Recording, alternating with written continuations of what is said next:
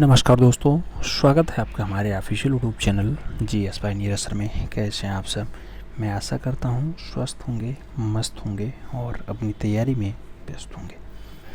मित्रों, आज की जो क्लास है ये आपका टेस्ट पेपर कौन सा है? टेस्ट पेपर 12 है। इससे पहले 11 तक का हो चुका है। उम्मीद है आपने देख रखा होगा। वीडियो का एग्ज़ाम लगा हुआ है, 26-27 को पेपर है। आपके वीडियो के एग्ज़ाम में 3 पोर्शन आते हैं। रीजनिंग आता है आपका 50 प्रश्न आता है मित्रों, आपका हिंदी आता है 50 प्रश्न आता है, और आपका GS/GK आता है, वो भी 50 प्रश्न के साथ आता है। हम लोगों ने अभी तक 11 टेस्ट पेपर देखे हैं, वो भी सभी के सभी GS से संबंधित हैं, यानी 50-50 क्वेश्चन के 11 सेट देख रखे हैं। हालांकि अगर आप देखेंगे तो आपका जो ये 50 प्रश्न आता है 100 अंक का होता है, और आप जानते हैं कि ये 150 नंबर टोटल 300 जो है 150 प्रश्न आपके 300 नंबर के बनते हैं। माइनस मार्किंग का प्रावधान है 1/3 का, तो थोड़ा सा बच के आपको आंसर्स देना होता है, इसलिए सोच समझ के आंसर्स देना। हम उम्मीद करेंगे कि आप इस 50 क्वेश्चंस के सेट में लगभग 30 क्वेश्चन सही कर ले जाएंगे। अगर लगभग 30 क्वेश्चंस आपके सही आ रहे हैं और आपकी रीजनिंग और हिंदी थोड़ी सी अच्छी है, तो आप एक सीट आपकी कन्फर्म हो जाएगी। 1953 पद है टोटल, 1953 पद है, उसमें से लगभग एक सीट आपकी पक्की हो जाएगी, मैं ऐसा मान के चल रहा हूँ। आप जानते हैं मित्रों, जो 50 प्रश्न आपके आते हैं GS के, उनका थोड़ा सा क्राइटेरिया लंबा चौड़ा है। आप जानते हैं history, polity, economy, geography, science, आपके सभी से क्वेश्चंस आते हैं। ऐतिहासिक, भौगोलिक परिदृश्य खूब ज़्यादा पूछा जाता है, तो इनको आपको देख के चलना होगा। आइए टेस्ट स्टार्ट करते हैं। पहला क्वेश्चन आपकी स्क्रीन पे है, आपसे पूछा जा रहा है प्रसिद्ध विरूपाक्ष मंदिर कहाँ अवस्थित है? श्रीकालहस्ती में, हम्पी में, तिरुपति में, या फिर भद्राचलम में? मित्रों, आप जानते हैं जो विरूपाक्ष मंदिर होता है ये आपका कर्नाटका वाले बेल्ट में पाया जाता है। कहाँ पाया जाता है? कर्नाटक में पाया जाता है। कर्नाटक का एक स्थान हम्पी है। हम्पी में भगवान शिव का यह बढ़िया वाला मंदिर, विरूपाक्ष मंदिर जो है अवस्थित है।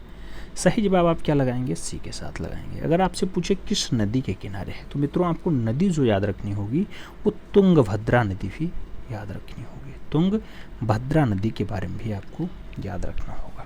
ठीक, सही जवाब सी के साथ लगा लो। अगले क्वेश्चन पे चलेंगे। 2 नंबर क्वेश्चन है, पूछ रहा है सिंचाई के लिए 16 मील लंबा चोल झील का निर्माण इसमें से किस चोल शासक ने करवाया? 16 मील लंबा चोल झील का निर्माण राजेंद्र प्रथम कराएगा, अधिराज कराएगा, राजा राज प्रथम कराएगा, या फिर इनमें से कोई नहीं कराएगा? मित्रों, गंगा घाटी में अभिनय सफलता के उपलक्ष्य में गंगैकोंड की उपाधि धारण करता है राजेंद्र प्रथम, और गंगैकोंड चोलपुरम नामक नई राजधानी की स्थापना भी कर देता है। राजधानी के समीप ही उसने जो है चोलगंगम के नामक में एक बढ़िया सा झील 16 मील लंबी बनवाई थी। तो सही जवाब क्या होगा आपका? जो गंगैकोंड यानी गंगैकोंड की उपाधि धारण करेगा राजेंद्र चोल आंसर बनेगा। सही जवाब जो आएगा वो आपका ए के साथ आएगा, first is the right answer बनेगा। अगले क्वेश्चंस पे चलेंगे मित्रों। अगला क्वेश्चन आपका है 3 नंबर क्वेश्चन। क्या पूछ रहा है आपसे? आपसे पूछ रहा है पहला कठपुतली। पहला कठपुतली मुगल सम्राट कौन था? नाम दे दिया गया है कठपुतली के लिए। आपको नाम दिया गया मित्रों की कठपुतली के रूप में जहांदार शाह का नाम है, फारूक होशियार का नाम है, बहादुर शाह का नाम है, या फिर मोहम्मद शाह का नाम आया है। आपको बताना है पहला कठपुतली साम्राज्य या शासक कौन रहा है, वो भी मुगल सम्राट ने। 4 नाम दिए गए, आपको सही जवाब देना है। आप जानते हैं मित्रों कि आपको जो पहला कठपुतली साम्राज्य या पहला शासक दिखाई देगा उसका नाम होता है जहांदार शाह। सही जवाब फर्स्ट के साथ बनेगा। आप जानते हैं जहांदार बहुत कमज़ोर शासक रहा है। ठीक है, अगले क्वेश्चन पे चलेंगे। 4 नंबर क्वेश्चन से कह रहा है मुगल काल में पुलिस बल के मुखिया को क्या कहा जाता था? कोतवाल, फौजदार, दरोगा, या फिर सूबेदार? पुलिस बल के मुखिया को मुगलिया काल में क्या नाम दिया गया? कोतवाल नाम दिया गया। सही जवाब जो है वो फर्स्ट के साथ जा रहा है, ए इज द राइट आंसर बन रहा है। सूबे का हेड कौन होता था? सूबेदार होता था, सर्वोच्च अधिकारी माना जाता था। सरकार यानी प्रशासनिक इकाई का मुख्य अधिकारी आपका फौजदार हुआ करता था। ठीक है, अगले क्वेश्चन पे चलेंगे। 5 नंबर क्वेश्चन आपकी स्क्रीन पे है, पूछ रहा है मित्रों इनमें से कौन सा विकल्प सही ढंग से मेल नहीं खाता है? सही ढंग से मेल नहीं खाता है। नाम दिया गया 1333 का इब्ने बतूता भारत पहुंचे, 1506 में गुरु नानक देव का जन्म, और 1290 में मार्को पोलो ने भारत का दौरा किया। 1498 में वास्को डी गामा आपके कालीकट आते हैं। इसमें पूछा गया कौन सा सही मेल नहीं खाता है। 4 नाम दिए गए, एक आपका मेल नहीं खाएगा। कौन सा ऑप्शन ऐसा होगा जो आपका मेल नहीं खाएगा। मित्रों, गुरु नानक देव का जन्म कहा जा रहा है और 1506 दिया गया है, जबकि आप जानते हैं कि जो गुरु नानक देव का जन्म है वो लगभग 1469 के आसपास गुंजारवाड़ा तलवंडी ग्राम में हो जाता है। कौन सा ग्राम होता है? तलवड़ी या तलवंडी गांव होता है, वहीं पर इनका जन्म होता है। खत्री परिवार में जन्मते हैं, आप जानते हैं। आगे बढ़ेंगे। अगला क्वेश्चन आएगा 6 नंबर, आपके स्क्रीन पे है। आपसे पूछ रहा है कोकारी षड्यंत्र केस किस वर्ष हुआ था। नाम दिया गया 1920 में, 1930 में, 1925 में या फिर 1935 में। काकोरी षड्यंत्र केस, जो ये ट्रेन डकैती वाला बात आता है, वही है मित्रों। हिंदुस्तान रिपब्लिकन एसोसिएशन संस्था जो 9 अगस्त 1925 को होती है, इसके तहत लखनऊ के पास काकोरी पड़ता है। आप जानते हैं 8 डाउन वाली ट्रेन आती है, उसमें डकैती होती है। सहारनपुर से लखनऊ जा रही थी, इसको लूट लेते हैं, जिसके परिणाम स्वरूप राम प्रसाद बिस्मिल, अशफाकुल्ला खां, रोशन लाल, राजेंद्र लाड़े, इन सभी को फांसी दे दी जाती है। काकोरी षड्यंत्र का नाम आता है 9 अगस्त 2021, अरे 1921, 9 अगस्त 1921 को। तो सही जवाब आपका क्या बनेगा मित्रों? काकोरी षड्यंत्र केस के बारे में आपका 1925 का नाम आता है। आप जानते हैं 9 अगस्त 1925, 9 अगस्त 1925 सही जवाब बनेगा। बी के साथ आंसर्स लगाओ। 7 नंबर क्वेश्चन पे चलते हैं। आपसे पूछा गया गदर आंदोलन के नेता कौन थे। नाम दिया गया हरदयाल है, मैडम कामा है, भगत सिंह है या फिर श्यामजी कृष्ण वर्मा है। गदर आंदोलन के नेता कौन है मित्रों? गदर आंदोलन की अगर बात होती है, सही जवाब क्या बनेगा? हरदयाल बनेंगे। सही जवाब आपका फर्स्ट के साथ जाएगा, ए इज द राइट आंसर हो जाएगा। अगले क्वेश्चन पे चलें। अगला क्वेश्चन आपका 8 नंबर है। आपसे पूछा जा रहा है महात्मा गांधी, आपसे कहा जा रहा है महात्मा गांधी ने सत्याग्रह सभा की स्थापना डाट में की। नाम दिया गया दिसंबर 1920 में की, फरवरी 1919 में की, मार्च 1918 में की या फिर अप्रैल 1921 में की। महात्मा गांधी ने सत्याग्रह सभा की स्थापना कब की, ये आपसे पूछा जा रहा है। महात्मा गांधी आप जानते हैं कि रोलैक्ट एक्ट यानी काला कानून के विरोध में 24 फरवरी 1919 को सत्याग्रह लीग की स्थापना कर देते हैं और इसके जो अध्यक्ष बनते हैं बीजी हैनीमैन को इसका उपाध्यक्ष भी बना देते हैं। तो सही जवाब आपका क्या बनेगा मित्रों? जो सटीक आंसर बनेगा वो फरवरी 1919 बनेगा। आप जानते हैं 24 फरवरी की वो डेट होती है। किसके खिलाफ आता है? ये रोलैक्ट एक्ट यानी काला कानून के खिलाफ आता है।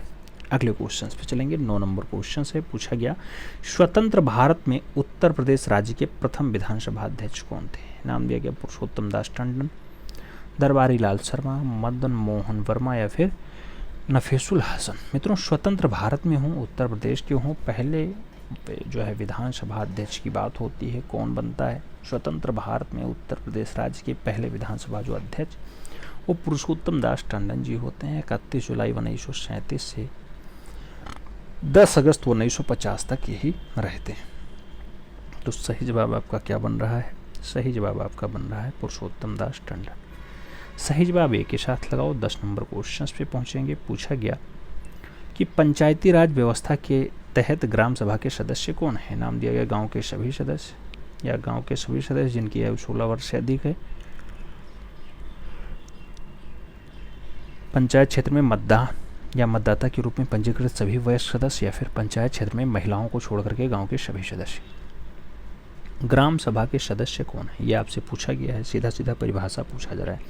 तो पंचायत क्षेत्र में मतदाता के रूप में पंजीकृत सभी वयस्क सदस्य जो है वो ग्राम सभा के सदस्य हैं। सही जवाब बनेगा सी के साथ। सी इज द राइट आंसर होगा। पंचायत का अध्यक्ष आप जानते हैं सरपंच होता है, कई जगह इन्हें पंचायत अध्यक्ष कहते हैं, जिसकी नियुक्ति 5 वर्ष के लिए होती है। अगले क्वेश्चन पे चलेंगे। आपका 11 नंबर क्वेश्चन से पूछ रहा है ग्राम सभा में निम्नलिखित में से कौन शामिल है। नाम दिया गया आपको कि गांव विशेष में रहने वाले सभी व्यक्ति शामिल हैं। वे सभी व्यक्ति जिनके नाम गांव विशेष में पंचायत के मतदाता सूची में दर्ज हैं, या फिर गांव विशेष के सभी वयस्क पुरुष, या फिर वे सभी व्यक्ति जो साक्षर हैं। साक्षर मतलब पढ़ाई लिखाई से संबंधित है। तो ग्राम सभा में निम्नलिखित में से कौन शामिल है मित्रों? अगर शामिल की बात होती है तो याद रखना वे सभी व्यक्ति आएंगे जो विशेष करके पंचायत के मतदाता सूची में दर्ज होंगे उनका नाम ग्राम सभा के साथ जुड़ेगा। सही जवाब बी के साथ बनेगा। B is the right answers लगाओ। अगले क्वेश्चन पे चलेंगे। 243 का खा इसका प्रावधान करता है, ठीक है, अनुच्छेद। अगले क्वेश्चन पे चलेंगे। 12 नंबर क्वेश्चन से पूछा गया 73वां संवैधानिक संशोधन निम्नलिखित में से किससे संबंधित था? नाम दिया गया नगर पालिका संस्थान से जुड़ा था, राज्य स्तरीय लगान न्यायाधिकरणों की स्थापना से जुड़ा था, 8वीं अनुसूची से जुड़ा था, या फिर पंचायती राज संस्थाओं से जुड़ा था। 73वां संवैधानिक संशोधन की अगर बात होती है किससे जुड़ा हुआ दिखाई देता है मित्रों? अगर इसके जुड़ाव की बात आती है पंचायती राज संस्थाओं के साथ जुड़ा हुआ दिखाई देता है। आप जानते हैं यह अधिनियम 1992 में आता है, 1992 में आता है 73वां, और इसमें जो है 11वीं अनुसूची जोड़ी जाती है, भाग 9 और 11वीं अनुसूची, ठीक है। पंचायती राज का सबसे बढ़िया इसमें उल्लेख हुआ है। राजस्थान के नागौर जिले से आपकी पंचायती राज व्यवस्था भी लागू हो जाती है। कहाँ से? नागौर से। अगले क्वेश्चंस पे चलेंगे। 13 नंबर क्वेश्चन से आपसे पूछा जा रहा है 13 नंबर क्वेश्चन कह रहा है मित्रों, सिंचाई के निम्नलिखित तरीकों में से किसे ट्रिकल सिंचाई के रूप में जाना जाता है? नाम दिया गया छिड़काव सिंचाई, ड्रिप सिंचाई, उप सिंचाई, या फिर बब्बल सिंचाई। आपसे पूछा गया ट्रिकल सिंचाई के रूप में कौन जाना जाता है? ट्रिकल सिंचाई या ड्रिप सिंचाई की अगर बात करते हैं मित्रों, ट्रिकल सिंचाई के बारे में आपसे पूछा गया। आप जानते हैं ड्रिप सिंचाई को ट्रिकल सिंचाई भी कहते हैं। तो सही जवाब जो है वो सी के साथ लगाना, नवीनतम तकनीकी होती है ये, ठीक। 14 नंबर क्वेश्चन, डाटा डाट लहरदार भूमि और रेतीली मिट्टी की सिंचाई के लिए उपयुक्त विधि कौन सी है? नाम दिया गया सीमा पट्टी है, मेड़बंदी है, फुवारा है, या फिर नीली विधि है। कौन सी विधि ऐसी है जो आपके लिए आती है? तो स्कल्पचर आता है आपका, फुहारा विधि आता है, लहरदार भूमि और रेतीली मिट्टी में बढ़िया से ये काम कर जाता है। तो सही जवाब आपका क्या होगा? फुहारा विधि या फिर आपका स्कल्पचर विधि। तो सही जवाब बी के साथ लगाओ। B is the right answers बनाओ। अगले क्वेश्चन पे चलेंगे। 15 नंबर क्वेश्चन आपके स्क्रीन पे ये रहा। क्या पूछा जा रहा है? खेती का वह रूप जिसमें किसान और किसान के परिवार के निर्वहन के लिए सभी फसलें उगाई जाती हैं और पशुपालन किए जाते हैं, उसे पारस्परिक रूप से किस नाम से जाना जाता है? नाम दिया गया जीविका कृषि, कोटा कृषि, या फिर मिनिमलिज्म खेती, या फिर संस्थागत खेती। कौन सा ऐसा रूप है जिसमें पशुपालन भी होता है और सभी फसलें भी उगाई जाती हैं? खेती का ऐसा रूप क्या कहलाता है मित्रों? तो आप जानते हैं जिसमें सब कुछ काम हो जाए उसे जीविका कृषि कहा जाता है। सही जवाब जीवन यापन के लिए कृषि किया जाता है वो आपका जीविका कृषि है। सही जवाब फर्स्ट साथ लगाओ। 16 नंबर क्वेश्चन पे आते हैं। आपसे पूछा गया कि शुष्क हवा शंटा आना कहाँ बहती है? शंटा आना साइबेरिया में बहेगी, स्विट्जरलैंड में बहेगी, अर्जेंटीना में बनेगी, या फिर कैलिफोर्निया में बहती है शंटा आना। शंटा आना की अगर बात होती है मित्रों, सही जवाब बनता है कैलिफोर्निया। सही जवाब आपका डी के साथ बनेगा। D is the right answer. Santa आना या फिर शंटा आना दक्षिण कैलिफोर्निया में यूएसए में चलने वाली स्थानीय पवन का नाम होता है। सेंटा एक चिनोक के समान गर्म और शुष्क हवा होती है, याद रखना। अगले क्वेश्चन पे चलेंगे। 17 नंबर क्वेश्चन आपकी स्क्रीन पे ये रहा। पूछा गया आपसे पूछा गया अंतर्राष्ट्रीय चावल अनुसंधान संस्थान कहाँ है? नैरोबी में, इथोपिया में, हैदराबाद में, या फिर मनीला में? मित्रों अंतर्राष्ट्रीय चावल अनुसंधान की बात कर रहा है। इसकी राजधानी फिलीपींस की राजधानी मनीला है और मनीला में आपका ये संस्थान है। कब स्थापित होता है? याद रखना मित्रों कि 1960 के आसपास ये संस्थान आता है, 1960 के आसपास आता है।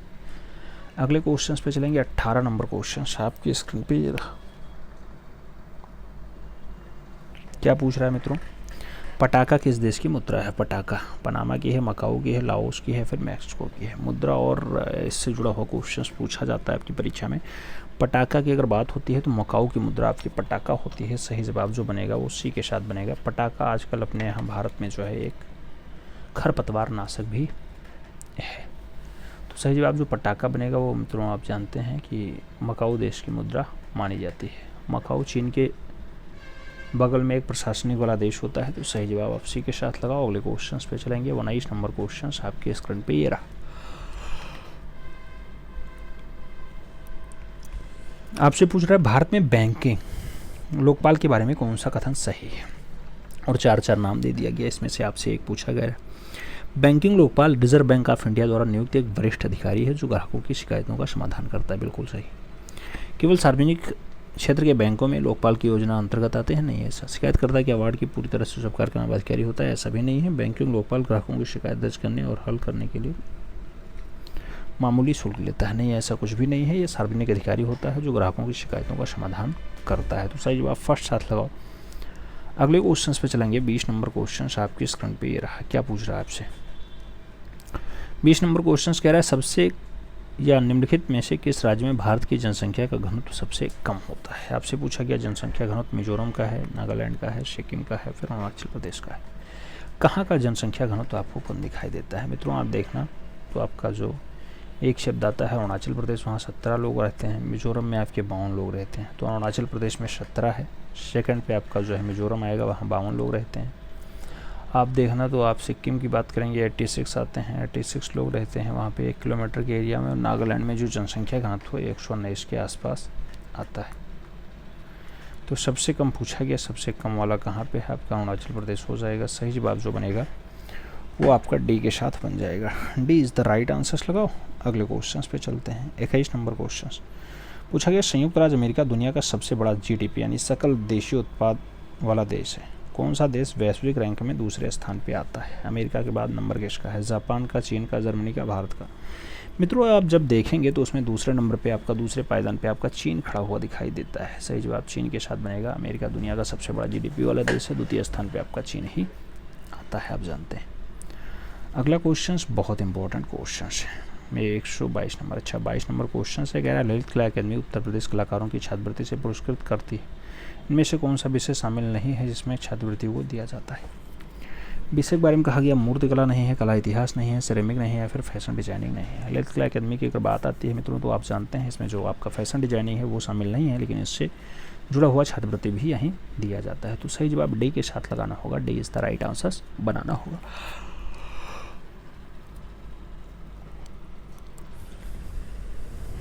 अगले क्वेश्चन पे चलेंगे। अगला क्वेश्चन 23 नंबर है। आपसे पूछा गया निम्नलिखित में से बाघों के संरक्षण से संबंधित कौन सा स्थल उत्तर प्रदेश में स्थित है? नाम दिया गया सरिस्का, जिम कॉर्बेट, अमनगढ़ और पन्ना। आपको बताना है बाघ संरक्षण के लिए वो यूपी का कौन सा स्थान फेमस है? तो अमनगढ़। अमनगढ़ आपका कहाँ पड़ता है? आप जानते हैं मित्रों जो आपका अमनगढ़ है ये टाइगर रिजर्व है उत्तर प्रदेश का बिजनौर जिला में। क्या नाम है? बिजनौर। बिजनौर जिले का नाम है, वहाँ पे पाया जाता है, याद रखना। 2012 में टाइगर के रूप में यहाँ पे काम हो रहा है प्रोजेक्ट टाइगर के अंतर्गत। अगले क्वेश्चन पे चलें। 24 नंबर क्वेश्चन है। आपसे पूछ रहा है उत्तर प्रदेश में कौन सी जनजाति दीपावली को शोक के रूप में मनाती है? नाम दिया गया सहरिया, भोटिया, थारू या फिर परहरिया। मित्रों दीपावली को शोक के रूप में कौन सी जनजाति मनाती है? यूपी में निवास करती है, नाम होता है थारू। सही जवाब जो बनेगा वो बी के साथ बनेगा। B is the right answer होगा। ये उत्तराखंड के नैनीताल जिला, उत्तर प्रदेश के गोरखपुर जिला के तराई वाले बेल्ट में पाई जाती है। सही जवाब जो है बी के साथ लगाओ। B is the right answer बना। किरात वंश की जनजाति मानी जाती है आपकी थारू। कौन सा वंश? किरात वंश। किरात वंश की जनजाति मानी जाती है। अगले क्वेश्चन पे चलेंगे। 25 नंबर क्वेश्चन आपकी स्क्रीन पे है। पूछा जा रहा है उत्तर प्रदेश में वह एकमात्र स्थान जहां तांबा पाया जाता है। यूपी में कौन सा स्थान है जहां तांबा पाया जाता है? मित्रों नाम दिया गया बांदा का, ललितपुर का, मिर्जापुर का, बुलंदशहर का। आपको नाम बताना है। यूपी का कौन सा शहर ऐसा है जहां तांबा पाया जाता है? तांबे के उत्पादन के लिए आप जानते हैं ललितपुर का नाम आता है। सही जवाब सी के साथ बनेगा। सी इज द राइट आंसर होगा। मित्रों आप जानते हैं तांबा का भंडारण कई जगह होता है, लेकिन आग्नेय और पर्दार चट्टानों के बीच ये तांबा निकलता है। अगले क्वेश्चन पे चलेंगे। 26 नंबर क्वेश्चन है। एशिया का प्रथम मानव डीएनए बैंक कहाँ स्थापित किया गया? नाम लखनऊ का है, इलाहाबाद का है, बरेली का है और कानपुर का है। एशिया का पहला मानव डीएनए बैंक की अगर बात होती है तो पहला मानव डीएनए बैंक जो स्थापित होता है लखनऊ में होता है। सही जवाब फर्स्ट हाथ बनेगा। ये इज द राइट आंसर होगा। बायोटेक पार्क में स्थापित किया गया है। अगले क्वेश्चन पे चलेंगे। 27 नंबर क्वेश्चन आपकी स्क्रीन पे है। आपसे पूछ रहा मित्रों उत्तर प्रदेश में विकलांग व्यक्तियों के लिए विश्वविद्यालय कहाँ स्थित है? नाम दिया गया लखनऊ में, चित्रकूट में, कानपुर में, सुल्तानपुर में। उत्तर प्रदेश में विकलांग व्यक्तियों के लिए विश्वविद्यालय कहाँ पर है? मित्रों आप जानते हैं कि विकलांग व्यक्तियों के लिए चित्रकूट में एक विश्वविद्यालय बनाया जा रहा है। जगतगुरु रामभद्राचार्य दिव्यांग विश्वविद्यालय के नाम से इसे स्थापित किया जा रहा है। ठीक है, चांसलर भी इसके रामभद्राचार्य जी ही हैं, आप जानते हैं, आजीवन। तो सही जवाब आपका क्या होगा? आपका जो सही जवाब बनेगा मित्रों वो आपके रामभद्राचार्य वाला बनेगा, यानी चित्रकूट वाला बनेगा। सही जवाब सी के साथ लगाना। सी इज़ द राइट आंसर्स बनाना। अगले क्वेश्चन पे चलेंगे। 28 नंबर क्वेश्चन। उत्तर प्रदेश के किस शहर में आपको निम्नलिखित राजसी घाट मिलेंगे? जहाँ अस्सी घाट है, मणिकर्णिका घाट है और हेशन घाट है। नाम दिएगा कानपुर, प्रयागराज, वाराणसी और गाजीपुर। कहाँ पे आपको ऐसे ऐसे घाट दिखाई दे जाएंगे? तो मित्रों आप जानते हैं अस्सी घाट हो, मणिकर्णिका घाट हो, हरिश्चंद्र घाट हो, ये सब आपको दिखाई देंगे विश्व की सबसे पुरानी नगरी यानी काशी में, काशी यानी बनारस में, ठीक है, गंगा के किनारे। तो सही जवाब वाराणसी होगा, सही जवाब आपका बी के साथ बनेगा, बी इस तरह राइट आंसर्स लगाओ। अगले क्वेश्चन पे चलेंगे। 29 नंबर क्वेश्चन आपकी स्क्रीन पे ये रहा, पूछा गया माउस, कंप्यूटर माउस का आविष्कार किसने किया था? डगलस एगिलबर्ट के द्वारा, रॉबर्ट स्मिथ के द्वारा, वॉनेर बुश के द्वारा, या फिर वर्रम रॉफेल के द्वारा माउस का आविष्कार किया गया। माउस के आविष्कार की बात होती है, आप जानते हैं मित्रों, आगे जो अमेरिका का एक वैज्ञानिक होता है डगलस एगिलबर्ट होता है, उसने जो है माउस को लकड़ी में बनाया था सबसे पहले। सही जवाब फर्स्ट साथ लगाओ, A is the right answers बनाओ। 30 नंबर क्वेश्चन पे चलते हैं। पूछा गया आपसे कि कंप्यूटर कीबोर्ड में पेस्ट कमांड के लिए निम्नलिखित में से कौन से शॉर्ट सर्किट प्रयोग की जाती है? Control C, control V, control plus C, या फिर कंट्रोल प्लस जेड। मित्रों जब पेस्ट की बात आती है, आप जानते हैं कंट्रोल वी कर देते हैं, बस पेस्ट हो जाता है। जो कॉपी होता है उसका पेस्ट आपका कंट्रोल वी से होता है। सही जवाब सी के साथ लगाना, C is the right answers बनाना। कॉपी करने के लिए कंट्रोल सी का काम होता है, आप जानते हैं कंट्रोल जेड का काम क्या होता है? तो व्यक्ति के अंतिम कार्यों में पूर्ववत करने का काम होता है, यानी अंडो करने का काम होता है। अगले क्वेश्चन पे चलेंगे। 31 नंबर क्वेश्चन आपकी स्क्रीन पे है, आपसे पूछा जा रहा है विंडोज़ में लॉग ऑन करने के बाद दिखने वाले प्रमुख स्क्रीन को क्या कहते हैं? मेन्यू कहेंगे, माउस कहेंगे, टास्क बार कहेंगे, या फिर डेस्कटॉप कहेंगे? विंडोज़ में लॉग ऑन करने के बाद देखने वाले प्रमुख एरिया को आप क्या नाम देते हैं? उस एरिया का जो नाम आता है मित्रों वो आता है डेस्कटॉप। सही जवाब बनेगा डी के साथ, desktop is the right answer. 32 number question है Microsoft Windows, Mac OS X और लिनक्स ये सभी किसके उदाहरण हैं? लैपटॉप ब्रांड के हैं, मदरबोर्ड के प्रकार के हैं, ऑपरेटिंग सिस्टम के हैं, या फिर सेंट्रल प्रोसेसिंग यूनिट के हैं? किसके उदाहरण ये सब के सब माने जाते हैं मित्रों? अगर आप उदाहरण देखेंगे ऑपरेटिंग सिस्टम होता है। सही जवाब जो है आपका बी के साथ जाएगा। अगला क्वेश्चन 33 नंबर आपकी स्क्रीन पे ये रहा, क्या पूछ रहा है?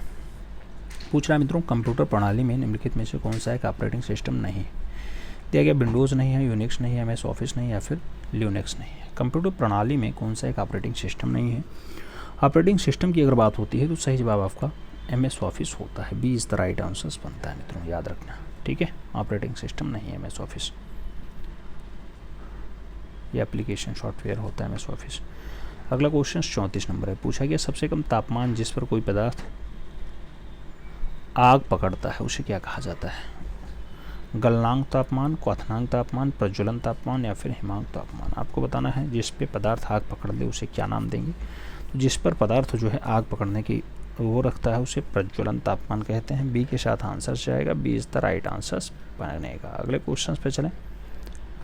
अगला क्वेश्चन 35 नंबर आपकी स्क्रीन पे ये रहा, आपसे पूछा गया सही मिलान का पहचान करें। नाम दिया गया माइक्रोवेव ओवन, पर्सी स्पेंसर, नाम दिया गया ट्रांसफार्मर, पियरे वार्नियर, बैटरी का विलियम स्टैनली, और वर्नियर कैलिपर्स का जो है एलेसेंड्रो वोल्टा का नाम दिया गया है। आपको बताना है सही वाला बिल्कुल पहचान कौन सा है, सबसे बढ़िया वाला। माइक्रोवेव ओवन की अगर बात होती है पर्सी, तो पर्सी स्पेंसर के साथ तो गया नहीं है माइक्रोवेव ओवन, गया है तो आपको वही सही जवाब है मित्रों, बाकी ऑप्शंस गलत हुए हैं। वर्नियर कैलिपर्स आप जानते हैं पियरे वार्नियर के द्वारा बनाया जाता है। आपका जो बैटरी वाला है वो एलिस्ट्रे वोल्टा के द्वारा, और जो आपका ट्रांसफार्मर है ऑटो ब्लाफी के द्वारा मेंटेन किया गया।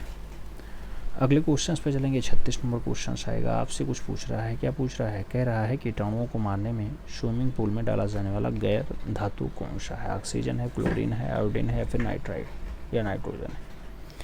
मित्रों कीटाणुओं को मारने के लिए स्विमिंग पूल में एक डाटा डाला जाता है, वो क्या होता है? आप जानते हैं क्लोरीन होता है, गैर धातु है क्लोरीन। सही जवाब आपका बनेगा, सी के साथ आपको आंसर्स लगाना होगा। 37 नंबर क्वेश्चन पे आएंगे, आपसे पूछा जा रहा है अवशिष्ट अपमार्जक सिंथेटिस डिटर्जेंट के बारे में निम्न में से कौन सा कथन सही है? नाम दिया गया यह मुद्रा और कठोर जल दोनों को जो है साथ साथ काम करते रहता है, या कठोर जल में काम नहीं करता है, या केवल कठोर जल में काम करता है, फिर केवल मुद्रा जल में काम करता है? मित्रों संश्लेषित अपमार्जक की अगर बात होती है या संश्लेषित डिटर्जेंट की अगर बात होती है, कौन सा कथन सही है? अगर आप कथन सही पहचानने की बात करते हैं तो मृदु और कठोर जल दोनों के साथ काम करता है। सही जवाब बनेगा फर्स्ट के साथ, इज द राइट आंसर हो जाएगा। अगले क्वेश्चन पे चलेंगे। 38 नंबर क्वेश्चन आपकी स्क्रीन पे रहा, आपसे पूछा जा रहा है चेचक स्मॉल पॉक्स का रोग कौन सा है? रूबेला है, इबोला है, वेरिसेला है या फिर साइट्रोमेगोला विषाणु है? आपको बताना है मित्रों। चेचक यानी स्मॉल पॉक्स की अगर बात होती है, स्मॉल पॉक्स में क्या आता है? चेचक छोटी माता है, फिर स्मॉल पॉक्स जैसे नामों से जाना जाता है।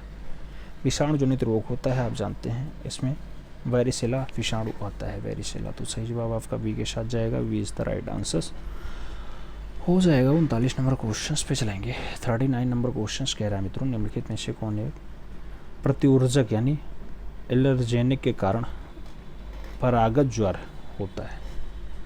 परागत ज्वर क्या है? समुद्री भोजन है, पराग है या फिर पेनिसिलिन है, फिर अखरोट बादाम इत्यादि आते हैं। मित्रों एलर्जेनिक की अगर बात करते हैं तो परागत ज्वर आपका क्या है? परागत ज्वर की अगर बात होती है तो आपका पराग होता है। सही जवाब सी के साथ बनाओ, सी इज़ द राइट आंसर बनाओ। आँखों में पानी आना, नाक बहना, आँखों में खुजली होना, छींक आना बार बार, ये सब आपका इसका लक्षण होता है। अगले क्वेश्चन पे चलें। 40 नंबर क्वेश्चन आ गया है। आपसे पूछा जा रहा है मित्रों 40 नंबर क्वेश्चन, पेनिसिलिन किस सूक्ष्मजीव से प्राप्त होता है? अमीबा, प्रोटोजोआ, विषाणु या फिर कवक? मित्रों जब पेनिसिलिन की बात आती है, आप जानते हैं कवक या फफूंद से प्राप्त होता है आपका पेनिसिलिन। तो सही जवाब जो बनेगा वो आपका बनेगा कवक के साथ। तो D is the right answer हो जाएगा। ठीक, अगले क्वेश्चन पे चलते हैं। अगला क्वेश्चन क्या आता है? अगला क्वेश्चन रॉबर्ट फ्लेमिंग, अच्छा अलेक्जेंडर फ्लेमिंग यार पेनिसिलिन की खोज करता है। 41 नंबर क्वेश्चन से कह रहा है सितंबर 2022 में प्रधानमंत्री नरेंद्र मोदी द्वारा घोषित प्रधानमंत्री स्कूल ऑफ राइजिंग यानी पीएम श्री योजना के अंतर्गत देश भर के कितने स्कूलों का विकास और उन्नयन करवाया? नाम दिया गया 11,500 स्कूल, 12,500 स्कूल, 12,000 या फिर 14,500। राइजिंग इंडिया यानी पीएम राइजिंग इंडिया के थ्रू कितने स्कूलों का विकास और उन्नयन का काम हुआ है? तो याद रखना यहाँ पे 14,500 स्कूलों का विकास और काम होता है। सही जवाब जो है वो डी के साथ बनेगा। अगले क्वेश्चन पे चलेंगे। 42 नंबर क्वेश्चन आपकी स्क्रीन पे ये रहा। 42 नंबर क्वेश्चन कह रहा है तीसरे राष्ट्रीय जल पुरस्कार समारोह में उत्तर प्रदेश के सर्वश्रेष्ठ राज्य श्रेणी में कौन सा स्थान प्राप्त हुआ? नाम दिया गया पहला स्थान, दूसरा स्थान, तीसरा स्थान, चौथा स्थान। तीसरे राज्य जो है राष्ट्रीय जल पुरस्कार समारोह में आपको उत्तर प्रदेश में सर्वश्रेष्ठ राज्य में कौन सा स्थान प्राप्त होता है? सर्वश्रेष्ठ राज्य की अगर बात होती है, कौन सा स्थान आपको दिखाई देगा? उत्तर प्रदेश को सर्वश्रेष्ठ राज्य का पुरस्कार मिलता है, यानी सही जवाब आएगा पहला। सही जवाब फर्स्ट आ जाएगा, A is the right answer होगा। 43 नंबर क्वेश्चन से ब्लू ड्यूक को किस राज्य की राजधानी घोषित किया गया? नाम दिया गया मिजोरम की, गोवा की, सिक्किम की या फिर नागालैंड की? ब्लू ड्यूक की बात आती है, किसको ऐसा किया गया? तो ब्लू ड्यूक की अगर बात आती है मित्रों, सही जवाब आपका सिक्किम बनता है। सही जवाब आपका बी के साथ बनता है, B is the right answer होता है, याद रखना। बासारोना दुर्गा इसका वैज्ञानिक नाम होता है। चमत्कारिक तितली होती है, अरुणाचल प्रदेश और चीन में पाई जाती है, इसके साथ नेपाल और सिक्किम में भी पाई जाती है। अगले क्वेश्चन पे चलेंगे। 44 नंबर क्वेश्चन आपकी स्क्रीन पे है। आपसे पूछा जा रहा है नवंबर 2021 में कौन सा देश विश्व का नवीनीकरणीय गणराज्य बना है? नाम दिया गया गुयाना, बारबाडोस, मॉरिशस और त्रिनिदाद और टोबैगो। नवंबर 2021 में कौन सा देश विश्व का नवीनतम गणराज्य बना है? मित्रों विश्व का सबसे नया वाला जो देश बना है वो बारबाडोस विश्व का सबसे नवीनतम गणराज्य बना है। 30 नवंबर 2021 को उसका जन्म हुआ है। तो सही जवाब सी के साथ लगाना, सी इज़ द राइट आंसर बनाना। मित्रों याद रखना है इसके साथ ही अब 396 वर्षों के ब्रिटिश शासन की समाप्ति हो जाती है यहाँ पे, ठीक है। और सैंड्रा मेसन इस देश की पहली राष्ट्रपति बनती है। क्या नाम होता है? Sandra mason, Sandra mason. अगले क्वेश्चन पे चलेंगे। 45 नंबर क्वेश्चन है। आपसे पूछा जा रहा है I2U2 समूह में कौन सा देश शामिल नहीं है? दिया गया भारत, संयुक्त अरब अमीरात, इजराइल या फिर यूनाइटेड किंगडम। I2U2 समूह की अगर बात होती है, कौन सा देश इसमें शामिल नहीं होता है? जब देश की बात आती है मित्रों तो आप जानते हैं कि इसमें कई सारे देशों का नाम आएगा। इसमें जो शामिल है उसमें अमेरिका है, संयुक्त अरब अमीरात है, आप जानते हैं संयुक्त अरब अमीरात भी है, इजराइल भी है, भारत भी है। तो ये 4 देश मिलकर के इसका काम करते हैं। लेकिन आपसे पूछा गया कौन सा शामिल नहीं है, तो मित्रों यूनाइटेड किंगडम की बात हमने यहाँ नहीं की है। सही जवाब डी के साथ लगाओ। अगले क्वेश्चन पे चलते हैं। 46 नंबर क्वेश्चन आपकी स्क्रीन पे है। टेनिस की ग्रैंड स्लैम प्रतियोगिता फ्रेंच ओपन 2022 महिला एकल का खिताब किसने जीता है? नाम दिया गया इगा स्वेस्टिक ने जीता, एस्लेक बार्टिक के द्वारा जीता गया, कोकोग्राफ के द्वारा जीता गया या फिर डेनियल क्लाउंस के द्वारा जीता जाता है। टेनिस की ग्रैंड स्लैम प्रतियोगिता फ्रेंच ओपन 2022 में महिला खिताब कौन सा जीतता है मित्रों? आप 4 ऑप्शंस देखना, उसमें से आपको एक दिखाई दे जाएगा।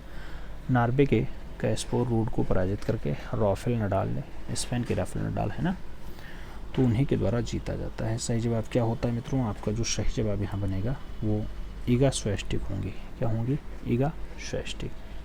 ईगा स्वेस्टिक क्या किए हैं? अमेरिका की कोको ग्राफ को पराजित करते हैं। ईगा स्वेस्टिक कहाँ की हैं? याद रखना, ये पोलैंड की, पोलैंड की। अगले क्वेश्चन पे आओ, 47 नंबर क्वेश्चन है। आपसे पूछा जा रहा है जुलाई 2022 में फेमिना मिस इंडिया 2022 का खिताब किसने जीता? नाम दिया गया रूबेल शेखावत, सन्नी शेट्टी, दिशा पाटिल या फिर सनीता चौहान। फेमिना मिस इंडिया 2022 का खिताब जुलाई 2022 में हुआ था। फेमिना मिस इंडिया 2022, उसका जो खिताब जीतने का काम रहा है वो सन्नी शेट्टी का रहा है। सही जवाब सी के साथ बनेगा, सी इज द राइट आंसर होगा। राजस्थान का रूबेल शेखावत प्रथम रनअप रही हैं इसमें।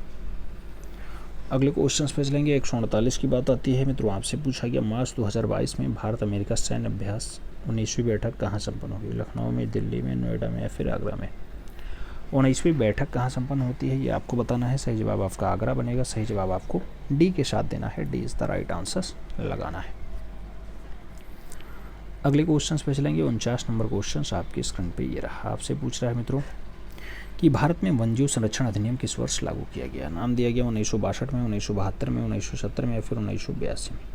वन्यजीव संरक्षण अधिनियम की बात होती है मित्रों। आप जानते हैं जो संरक्षण अधिनियम आता है 1972 में आता है। सही जवाब जो बनेगा वो सी के साथ बनेगा, सी इज द राइट आंसर लगाना पड़ेगा। अंतिम क्वेश्चन पे चलेंगे। एशियाटिक बब्बर शेर का निवास स्थान क्या है? गिरिवन है, कॉर्बेट पार्क है, कान्हा है, फिर उद्धवा है? एशियाटिक बब्बर शेर की अगर बात होती है मित्रों, आप जानते हैं इसका काम जो है गुजरात के जूनागढ़ में है। तो गुजरात जूनागढ़ आपका गिरिवन प्रदेश के लिए जाना जाता है। कहाँ पे आएगा? गुजरात जूनागढ़ आएगा। सही जवाब फर्स्ट साथ बनेगा, इज द राइट आंसर होगा। मित्रों ओवरऑल आपके इस 50 क्वेश्चन के टेट में कितने क्वेश्चन आपके सड़ गए? सही जवाब बिल्कुल कमेंट बॉक्स में छापिएगा। उम्मीद करता हूँ पसंद आया होगा। मिलते हैं में, तब तक के लिए दिल से सल्यूट। जय हिंद।